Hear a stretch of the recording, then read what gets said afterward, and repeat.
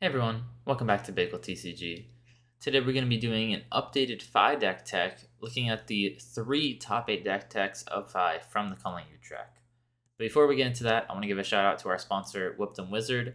You can use the affiliate link in the description to help out the channel and get some great prices on cards. They've got lots of uprising singles right now. You can also support us on the Patreon.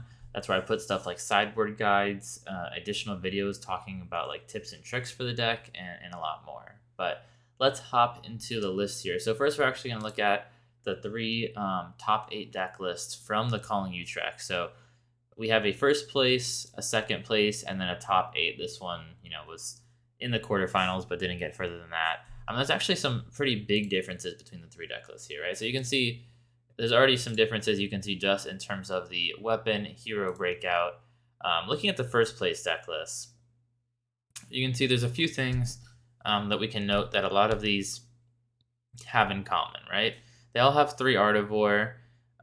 They all have Belittle in here, and they're all playing kind of similar equipment suites. The top 2 are both playing, they're all 3 playing as Stubby Hammerers, I should say. And then they're playing Mask of the Pouncing Lynx. You can see a few differences though. For example, only the second place one is playing Blossom of Spring, I believe, which makes it a little more combo-y. And this deck, the second place one is actually basically full combo. It is not running Mask of Momentum, just Mask of the Pouncing Lynx, Blossom of Spring. And this one's full combo. The first place and top 8 one are a little more mid-range. You can see the top 8 one is actually running Breeze Rider boots, so looking to block a little more, you can see. And you can see that the first place one has a little bit wider equipment suite and a little more options for Null Rune here. This second place one also has a little more Null Rune options. Looking at the cards here, you can see they all have Artivore in the deck, and they all have Spreading Flames here. Those are 2 of our big combo pieces. Only the second place deck has 2 Tome of Firebrand, making it a little more of a combo only card. And then I believe only the top 8 deck has Phoenix Form. The one that's in the top 8 you can see is the most different. It's running stuff like Phoenix Form, Rise Up, Rise from the Ashes. All of these cards care a lot more about your Phoenix Flames. And this deck is trying to make Phoenix Form happen, the Majestic card. See if we'll pull this up. So they're trying to make Phoenix Form happen here. I don't know if this is where we're supposed to be with the deck, and I don't know if I would really recommend this top 8 one. So we're going to close this one out. It's pretty similar to the other decks, but I think we can decidedly say Phoenix Form is a little too hard to pull off here. Now looking at these 2 lists, I actually really like the second place deck list, and I think they are similar enough though. There's a few things that I like about each one, so just going to highlight a few of those things. There's Burn Away in the first place list. I don't love Burn Away, but I think it's a fine card here.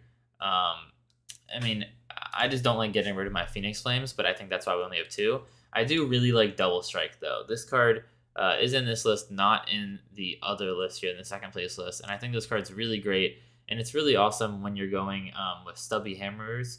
And with Artivore, it can get really wide and do a lot of damage for just 1 card. So pretty big fan of the Double Strike here. It does have the 1 of Snatch to maybe go along with your Snapdragon Scalers. I haven't really been in love with that card. Outside of that, pretty similar main board mostly. This one is running Yellow Brand with Cinderclaw. It's running 2 That All You Got. And then it's also running some a little different blues. It's got Flying Kick here for a nice 2 for 5 in your blues.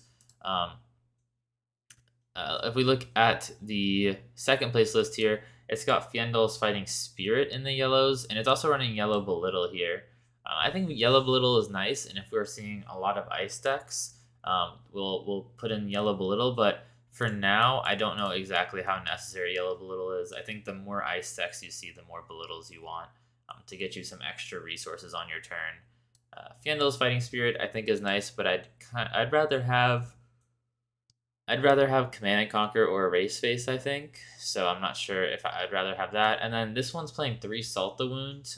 Salt the Wound is a really good combo finisher, but drawing them together doesn't feel great. So I think I prefer just the 1 Salt the Wound from the first place list. I do actually like the blues a bit more from this list. It's got Energy Potion here. This card's really nice in FAI. On slower turns, you can play an Energy Potion to set up for bigger combo turns. Getting some extra resources is really nice, and it can be super helpful. I also really like the read this round's on me. It's felt really strong in the mirror to me overall. And it's definitely a pretty powerful card against other aggro decks. Outside of that, pretty similar. We have 3 Inflame here. This is definitely a more combo-esque card. You can see the second place version. Like I said, no Mask Momentum, just straight Mask of the Pouncing Lynx combo here. So this one has the Tomes of Fire brands and the Inflames.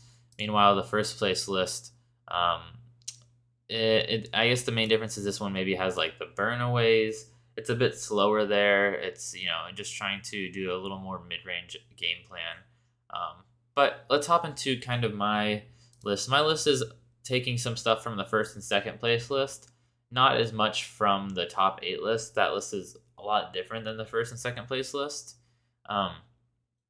You can see it's probably changed a good bit since we last looked at it. So this is playing a lot of loadout here. Obviously, we're on Searing Emberblade. That has seemed to be the best weapon. This one, I'm still playing both of the masks. I do think Lynx is pretty nice, but Momentum helps with certain matchups like Dromai, into decks like Bravo, stuff like that. So I like Mask Momentum into certain matchups. I don't feel like Tunic is as necessary, but I think it's maybe nice into the ice decks, but I think Tunic is a potential cut here.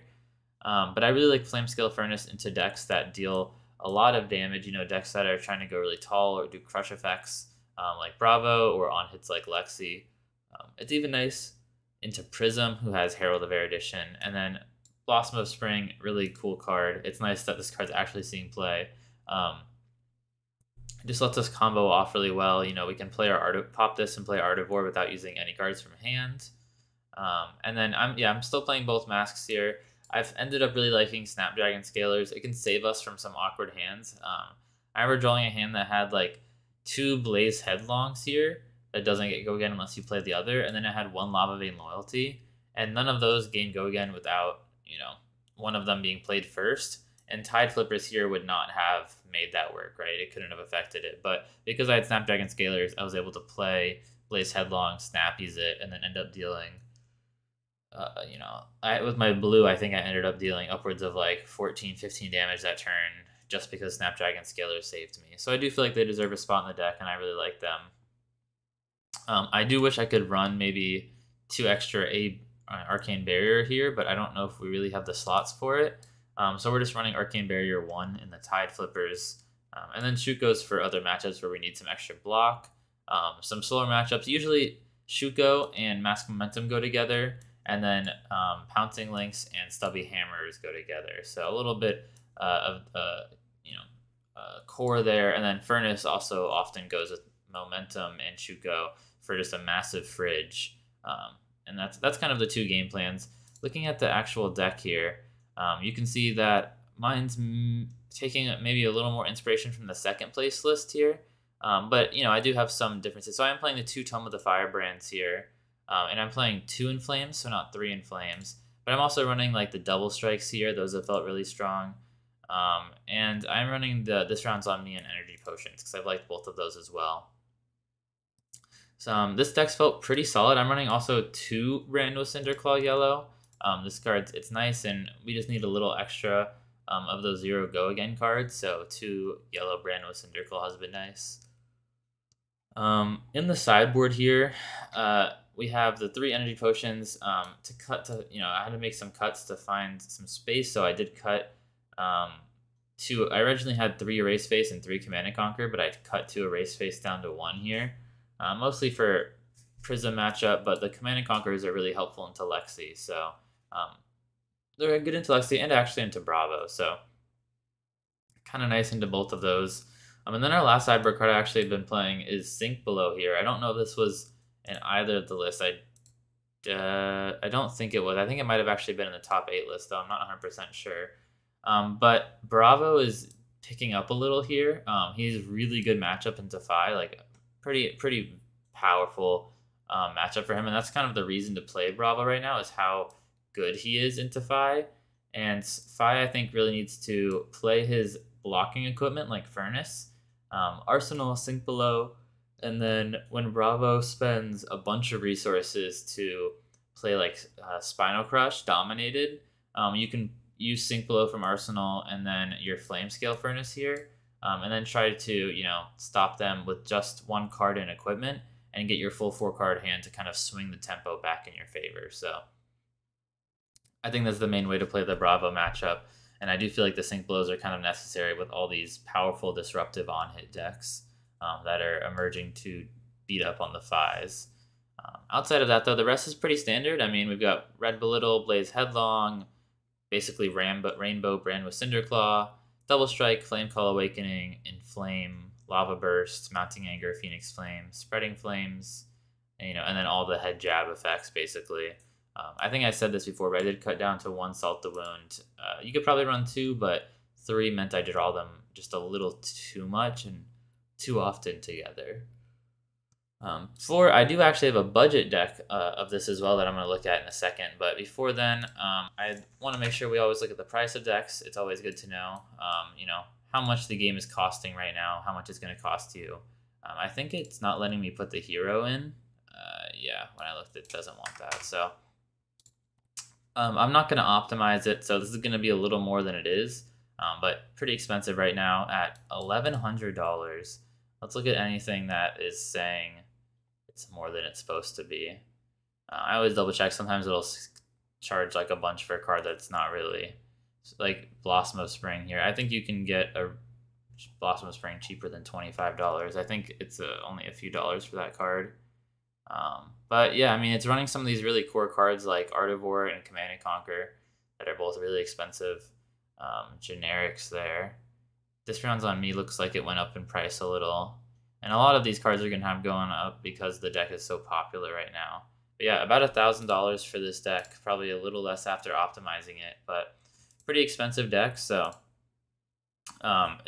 one advantage of Flesh and Blood, obviously, right, is that you might have some of these cards already. If you've been playing for a while, you might have Tunic, you might have Command and Conquers, you might have Artivores, and that basically chops the price of the deck in half already to about $500. And if you already owned a Mask of Momentum, the deck was only about $300 or $400 of stuff from the new set or less. So nice to have the fact that a lot of cards carry over between decks in Flesh and Blood, but definitely a pretty expensive deck here. Let's look at the budget deck here. So the combo version is actually quite budget. You can't really do any kind of budget with the slower version because you can see it's all legendaries to do that version. You got legendary Flamescale Furnace, Mask of Momentum, and Tiger Stripe Shuko here. And all of these cards are going to be about $500 for those 3 legendaries, and definitely not budget. But you can do the combo version on a budget because it's just a common chest piece here with a Blossom of Spring, Stubby Hammer is another common arm piece, and then a pretty cheap Majestic from Everfest and Mask of the Pouncing Lynx. So nice that you can do this pretty cheap combo version. And then the combo itself is also pretty cheap. Spreading Flames is only a few dollars right now because it's a new card that's been printed a lot. Same with Tome of Firebrand. The only expensive card is actually Artivore here. So this deck is actually kind of mid-budget because the Artivores are in the deck still. We did have to cut the Command and Conquer's Erase Faces, but instead we're just running these Fyendal's Fighting Spirit as poppers for Prism. We're running 5 total here. And then instead of Command and Conquer, we've also got these breaking points to still threaten Lexi's arsenal. And then yeah, we still have the Epots. We took out the This Rounds on Me for Blue Lava Vein Loyalty. But this deck's actually still going to win you lots of events. It's going to win you armories. It could win you basically any level event. It's going to lose a little more to stuff like Bravo or on-hit decks like Bravo or Lexi. But it's going to have good matchup into all the aggro decks still. Usually you do the combo into other aggro decks.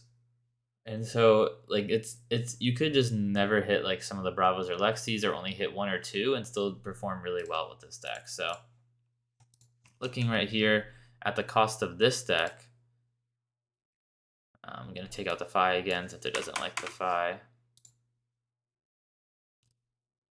And you see this one's only $300 without being optimized at all. So $700 less there. And if you really want to play this deck, once again, I don't know why it's giving me the cold foil Blossom of Spring. So you know, 275 here when I cut that card that's not inputting correctly. But when you look at the expense, it's actually $191 here for the 3 Artivores. So if you want to start out playing a really powerful deck, you're gonna lose a lot of the power without Artivore, but it'll still be pretty strong. And you can get the deck together for only $84 there, and start upgrading from there. Obviously, your first upgrade is the 3 Artivores. But yeah, you can just get those Artivores one at a time if you need to. But this deck's going to be pretty powerful, and for only $84 without the Artivores, it's a nice start. And 300 is still pretty cheap for a Flesh and Blood deck. If you can get the Artivores, or if you already own them even, that's pretty nice too. I don't exactly have a recommendation if you can't run the Artivores. I don't know what other card gives your whole board +1/+1 in that powerful way. I mean, maybe you could run some Burnaways and some Double Strikes maybe just in place of that. Maybe like 1 or 2 Burnaways and 2 or 3 Double Strikes, something like that. But it's not that easy of a card to replace, unfortunately. But you could just buy a few at a time as you go. But definitely nice that this deck can actually become budget pretty well. It just misses out on a few of its matchups that it needs its higher blocking legendary equipment for. Yeah, so that is the decks we're looking at today. I really think FAI is a powerful deck. It's definitely one of the top 5 decks, maybe top 3 decks, maybe the best deck right now. It's pretty fun to play. I mean, I've been enjoying playing it. The combo feels really good to pull off when you pop Blossom of Spring, pop Stubby Hammers, play Artivore, play Spreading Flames, and you deal like 45 damage on a turn. It feels pretty silly to go off and do that. If you want to see a sideboard guide for this, or any tips and tricks, or if you want to see some of the combo lines, you can go check out the Patreon, and I'll have a video up there as well as a sideboard guide coming in the next few days. Thank you guys for your support. Thanks for watching. Let me know how you feel about FAI, his place in the meta, what you found to counter him, how you like this deck, what changes you make. I'd love to hear back from you guys, so let me know in the comments below, and I'll see you next time.